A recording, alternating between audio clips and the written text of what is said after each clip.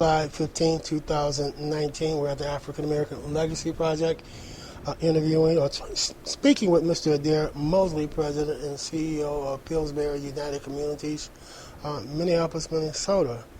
Thank you and welcome to Toledo. Thank you. Happy to be here. Thank you so much. Tell us a little bit about Pillsbury United Communities, first of all, so we have a frame of reference. Sure. Well, I'm very fortunate to lead the 140-year-old human-serving organization. We'd like to say we're not a nonprofit, but we're a community impact organization that starts to lift up our value and contribution to community. It's really about creating the community impact that I think we all envision for the communities in which we're serving. Our work is anchored in three areas, and that's people, place, prosperity.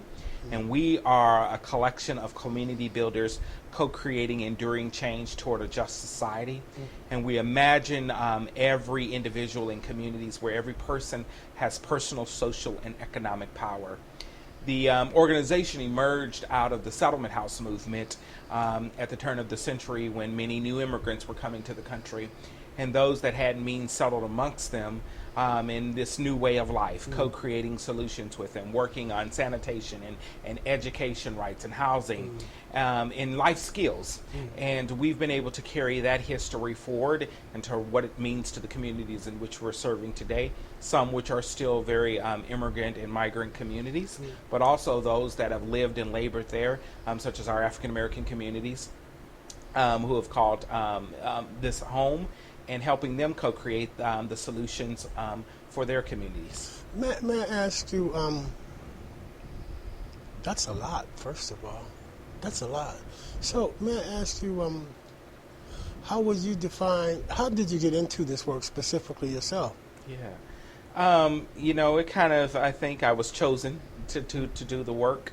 I am come out of the School of English at the University of Minnesota, thought I was going to teach, and then fell into human services and essentially worked my way up there. I was on the front lines largely on child welfare issues and reunifications with parents, working with the child welfare system and advocating for children in their best places. And then came to Pillsbury about 8 years ago, and I've been the Chief of Staff, Chief Innovation Officer, and now the CEO. I'm very fortunate to lead the organization and to bring all of the rich insights and the people who have helped inform me as an individual to become a great leader, and so I carry them with me. So, you never imagined this as part of your legacy, if you will? I've been fortunate to be surrounded by a lot of people who've sometimes seen my future before I can see it and have poured that into me. Folks who have always told me that they saw my leadership capabilities and my capacity to be able to convene individuals and then galvanize them around a common goal or plan. So I've been fortunate to have that kind of baked in my DNA and reinforced by those who have been surrounding me. I don't think that I could have written where I am now as a 36-year-old African-American male to say that I would be leading this century-old institution in Minneapolis, but recognize that I'm ready when I'm called upon, and I felt like that the groundwork has been laid for me to take it over, and that this moment needs me, and I've come to step into that fully and accept this call that I'm on to change the conditions of our community. I'm going to give you a couple words, and you seem to fit both of them, and could you kind of like share the definition as it relates to you? Yeah. Tough is one word, compassionate is the other. How does Adair Mosley express? So how does that come out of Adair Mosley? What does that represent in Adair Mosley? Sure. I think leaders need to display what you're seeing is both, and the duality of both. And so when you're dealing with people, I think you need a level of decisiveness and kind of definition in dealing with them, but I think you need to do that with compassion. and recognize that you are dealing with humans, and that there's a layer that humans are complex into kind of units, and so I simply can't just be tough. I also have to lay that level of compassion, and that level of decisiveness and assertiveness. With compassion, people understand, and I think most people desire to have those things in their life. Absolutely. To have the parameters set, to tell them the conditions in which they can play, allow for the creativity to unfold, but also knowing the constraints of that. And so I've kind of operated in that duality in my leadership style. I think every moment, or what people are looking for leaders, is to define the reality, but also give hope to the future. And I'm constantly in the dichotomy of defining the reality, but giving hope to the future. And I think that's the thing that creates movements, and where people want to be able to get behind you. High level of communication skills here. Is that part of the English background or part of the experience, or a little bit of both? A little bit of both. Grew up with teachers.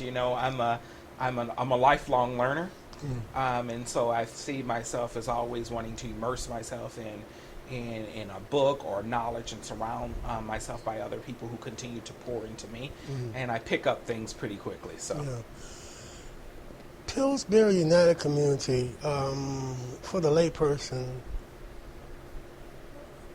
how would you describe what Pillsbury does? Sure, yeah.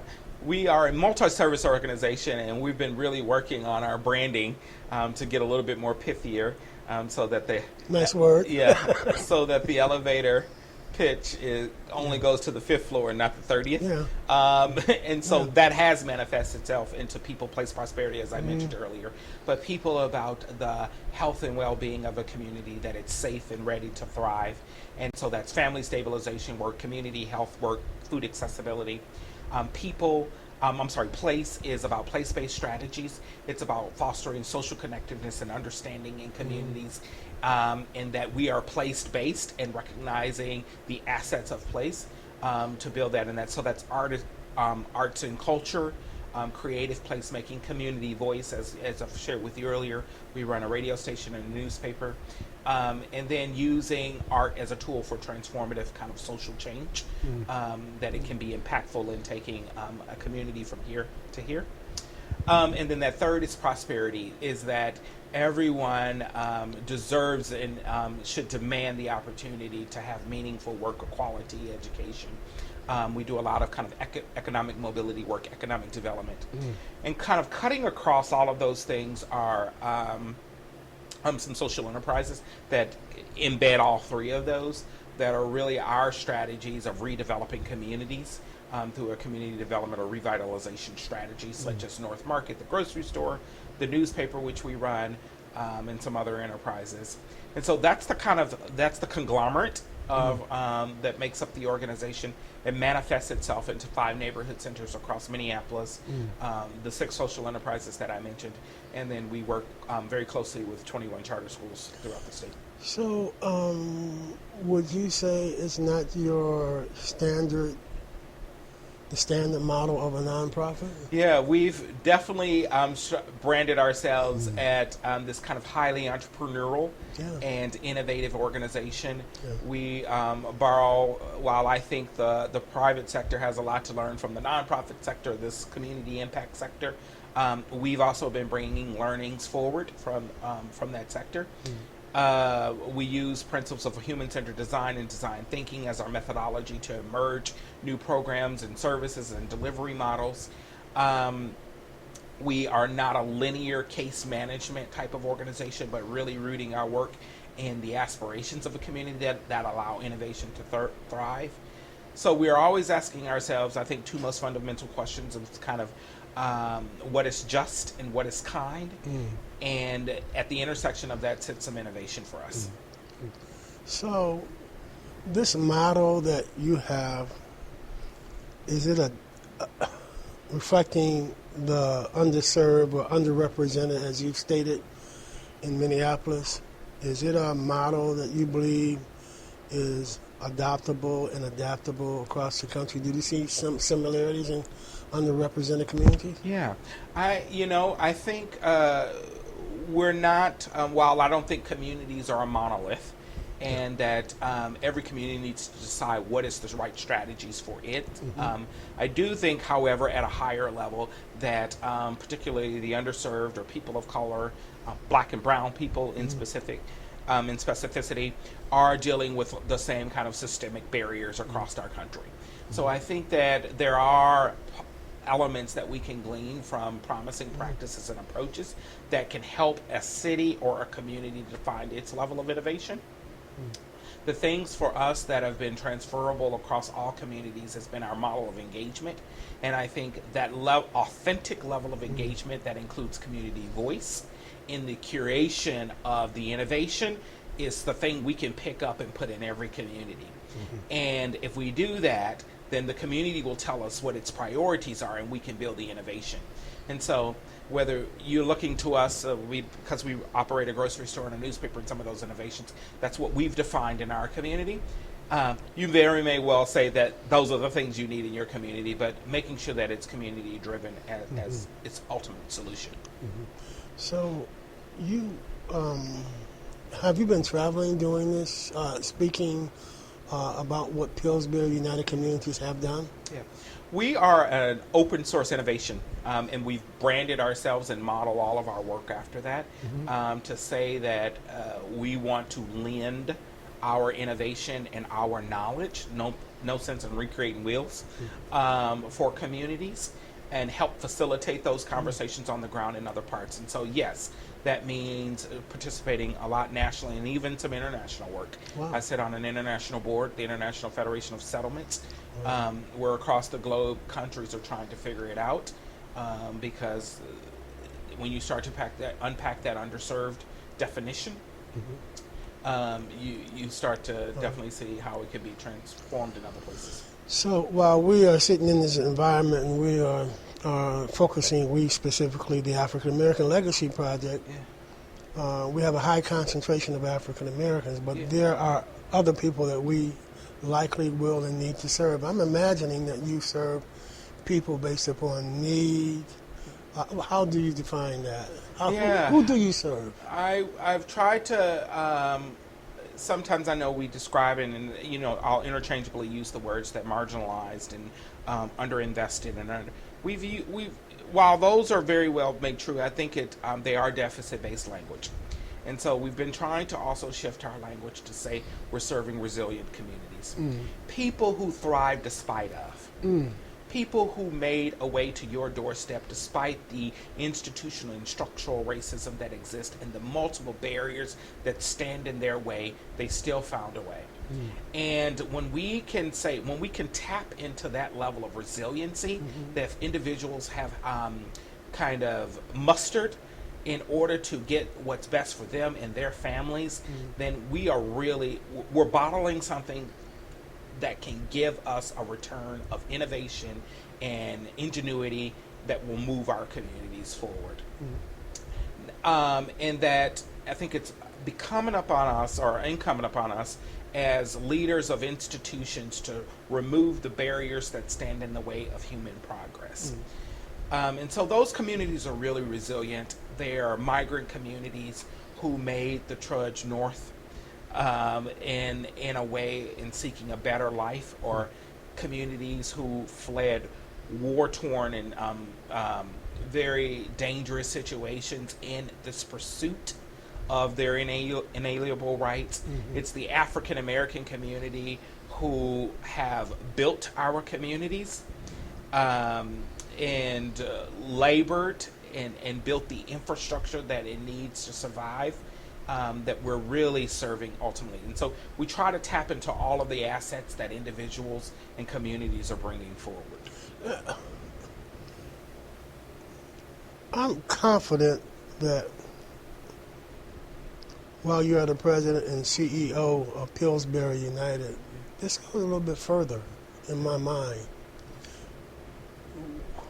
This is more than a career, I would imagine. Yeah. I've definitely said that this is vocation, right? and this is where my passion. I'm doing my life's work right now in terms of really tapping into what a community needs and building new ecosystems, a new service delivery model that continues to push us forward and be innovative as an organization. And I think that, history will tell itself whether I'm successful or not in it, certainly. But this is why I get up every day. It's more than just a job. It's really that I can see our future. I always tell folks in my organization, and I think it's because it's some of the work that we've been able to produce as an organization, that the mission is not something that we have to sit out there that we never touch. And that's how it's always been. You cast a mission, you say, we'll never achieve it, but every day we're going to work for it. And I firmly believe you can touch the mission. I believe you can touch that ultimate vision, that North Star in your communities. But that does mean aligning resources and galvanizing and aligning people, common agenda, common goals, bringing unlikely partners to the table to be able to get there. But I think we can bring that to fruition. So, would it be selfish? What's that reward? Let's take dollars out of the equation. What's that personal reward? What do families or people come back and tell you? What do you get from this? I think what the reward is that we've restored dignity. That when you start restoring dignity where it's been lost, there is something that just is your fuel for the journey. Yes, sir. And sometimes we're working in communities who don't know what that looks like. And when you build it and you set it up and you tell them this is what you deserve, you've restored that. You see them starting to behave and act differently. You see the environment start to drive the behavior. And that's the reward. And so if we can do that over and over and over again, in all of our systems, whether we're talking about food systems or we're talking about the educational system, justice systems, or whatever this justice-oriented work looks like for communities, it's about restoring a level of dignity. So, what would an Adair Mosley, President and CEO of Pillsbury United, 36-year-old Adair Mosley, tell a 10-year-old Adair Mosley about the journey ahead? Yeah. I think I would say, despite some of the calamity and the distress that we see, that there's so much hope. I would say in many ways, I have two godsons who one just turned 11 yesterday, who look to me because their fathers have been absent. One has passed on. And so I've had to step up, and every day I'm trying to model what that looks like for them, but also pour into them that I want you to be better than me, right, and be greater than me. So I would say, part of where I am now, especially in this journey, and to be able to authentically lead the organization is authentically knowing who I am. And so the sooner you can tap into authentically who you are,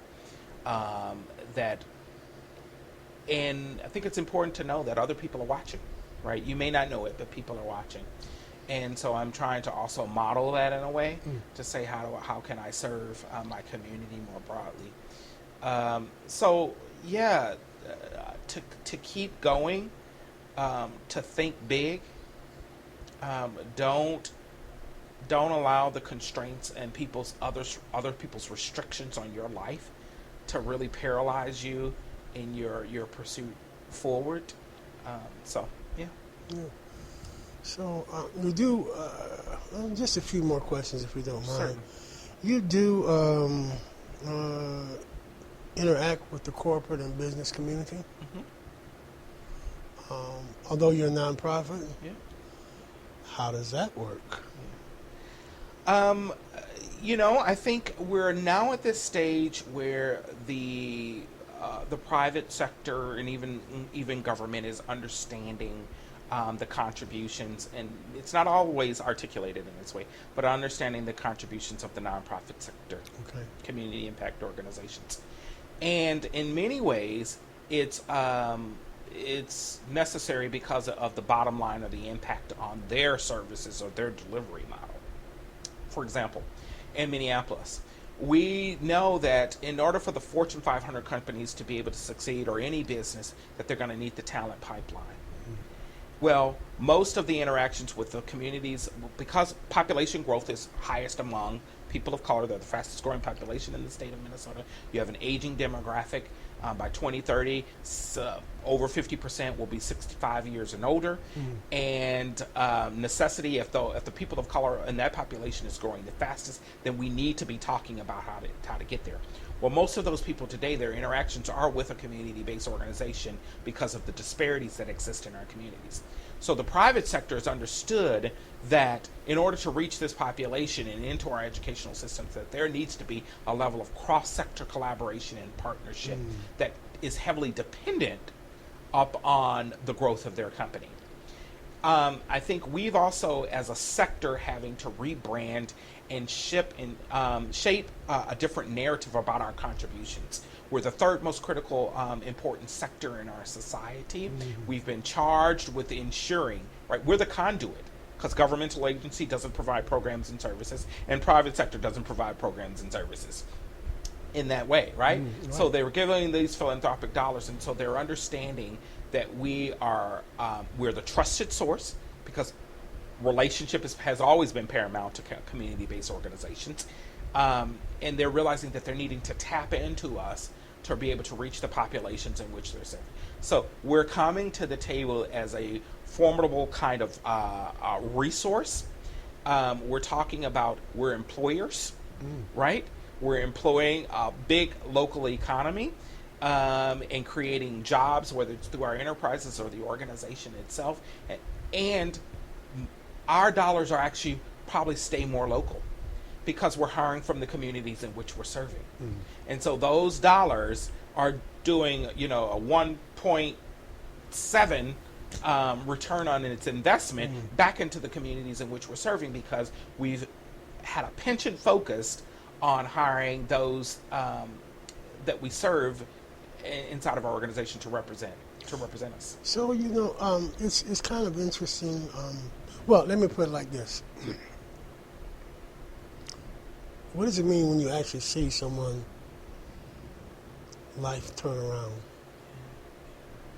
I think that's that ultimate goal, that ultimate gift, wherever people are at on that journey. And I have to always remember that that life cycle is, I have to remove my own definition and recognize that wherever some of those incremental changes that people are making in the right direction is powerful, right? And again, we just need them to do it over and over again to be able to become their full selves. But I think that's our currency. That's the exchange, right? That's the reciprocity. That's the thing that keeps us going. Those we employ 170 people inside of our organization, but that's the thing that keeps us all going, because we can see down inside of our communities the contributions that we're happening, and that we're walking alongside individuals in their path, that they've always had a contribution to community, and we've just been able to help them realize it. And when you can tap into that, we have an organization, the African American Leadership Forum, of African American leaders across the community, and they had did a 5 Gaps report, and we've been borrowing this as an organization as well, that the first thing we need to tackle is the belief gap, right? So it's the individual's ability to believe in themselves, but it's also highly important that the person sitting across from them believes in them. And when you can tap into that, then you're unlocking all the potential that rests in our communities. So,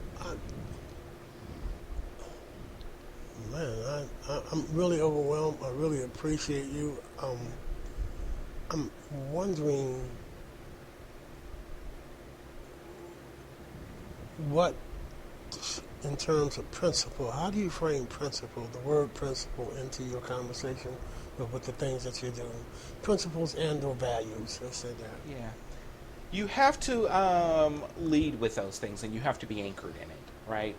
And every good unit, organization, family, whatever, however you describe it or construct that, has to be grounded in something that you can always go back to as an organization or as a people.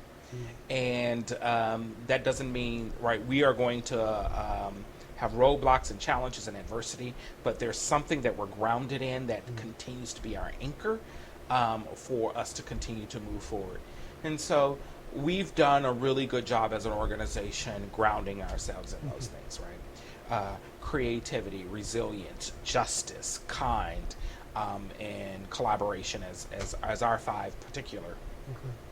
There's a couple that we've had to redefine the word justice for us, right? Most people go to justice systems, well, and that's part of it.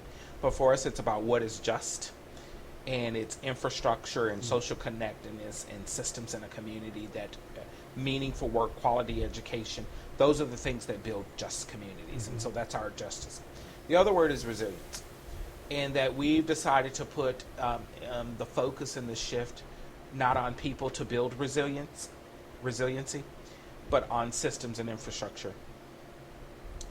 Because if you put it on the individual, then it's going to skip every other one, right? But there's something about building a resilient community, putting the infrastructure and systems in place, because adversity it's inevitable that it's going to touch every one of us. But our ability to bounce back from it largely depends on the social connectedness, it's the resources and the infrastructure that surrounds us. So let's say that's where we're going to put our attention. And the onus should always rest with those who have the power. And we should never bestow it up on those who are trying to figure it out, who are trying to make a way to construct that for their lives, that it's incumbent upon us. So those are 2 of the ones that we continue to anchor our work in as moving forward. Creativity is the meta state from which innovation flows. And so we always say, how are we building bold and transformative solutions? Are we thinking about the problem differently? Are we solving for it in a different way? Are we asking new questions? Are we bringing new solutions to the market? Very business mindset of saying, what's our new solution to the market, right? Or if we're taking an old solution, how are we evolving it to meet the growing and demanding needs of our community? Final question. When you keep using the word community, I need to know what that means. Yeah, it's like little C, big C, right? Because there's communities within communities, and I use it interchangeably, but largely I'm meaning those who have sent me to defend them, and so that breaks down into both race. And so I unpack, we serve large Somali, we serve migrant and refugee communities, we serve LGBTQ communities, so various different demographics and races in there, and then it's place-based. So then sometimes I talk about community as a place, and then sometimes, of course I broaden it and talk about community as people. So I said last question. Just one before I'm going to ask you for a summary, but for you, Adair Mosley, time management, that must be really interesting. How do you manage this? All good liders have recognized that they need something, and that's the team, right? And that it's never an I, it's always we. And so I've been very fortunate to build a team that are in this and linked in this fight for justice and equity in our communities, and are able to keep the ship going and move the agendas forward. And that I am just fortunate to be called the shepherd at this moment of the work. Unfortunately that it gets taxing sometimes because a lot of people call on you for different reasons. Sure. But I think we and I take that as a deep sign of we're flattered Yes, sir. to be able to share what we're doing and that other people see us in this way. And so we try to make time and share it in communities that are on this kind of transformative journey towards change. And a wonderful assistant named Pam. Yeah. Finally, I would like to conclude so I don't overwhelm you for the day.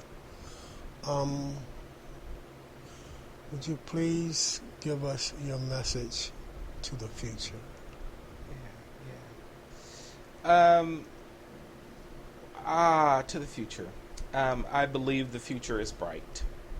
And we only have to go down into classrooms or talk to the youth on our streets, and the access to technology and the resources that they have that surpasses all of our kind of understanding of what we were once used to, and their utilization, their utility of those resources in very innovative ways tells us that we have a bright future ahead of us. And so my message continues to be think about it in a new, bold, and transformative way. It continues to be who can you align yourself with that sometimes won't look like you, act like you, worship like you. But you have a common goal in seeing everyone thrive. And those are the people that you truly want to be able to surround yourself with. So I'm hopeful, despite the narratives and the disparities that oftentimes plague our headlines, and when we're caught up in this work day to day, we got to remember to come out of it and get at the 30,000 level foot view. I'm very hopeful of our future, and I think we're producing the talent that we need in order to succeed. It's simply continuing to tap into that and unlocking the common goods for community. I would finally, is there anything that you would like to express that I may have overlooked? No, grateful for this opportunity to certainly, at 36, to be able to share my level of wisdom. But I believe that a child should lead them. And so I'm extremely grateful that this community has called upon me to share the work that we're doing back in Minneapolis. I believe that Toledo, in particular, has the leadership, such as yourself, Mr. Smith, and other bright, innovative leaders who are just waiting to be called upon and waiting for someone to kind of organize in that way. So my question continues to be is who will pick it up? Who will pick up the mantle of organizing, of convening, of radical disruption in the pursuit of innovative solutions? I'll just say it this way. Thank you so much. We're blessed to have you, man. Thank you. Happy to be here. Thank you. Appreciate it so much.